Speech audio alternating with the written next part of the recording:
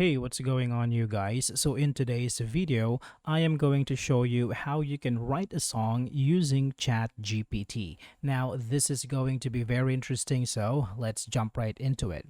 Okay, so first, let's go ahead and go to chat.openai.com. Now, this is going to take us to ChatGPT. So, you will need an account to be here. So, if you don't have an account, you can create one here. It is very quick and simple.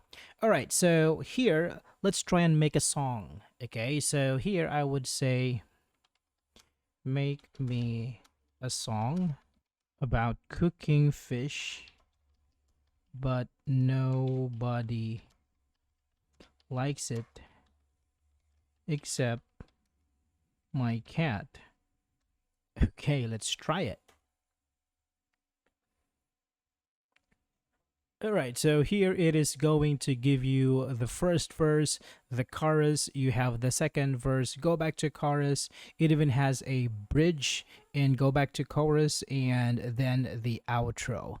All right, so this is how you can use ChatGPT to create your lyrics. So I hope this is helpful for you guys. Thank you for watching and I will see you in the next one.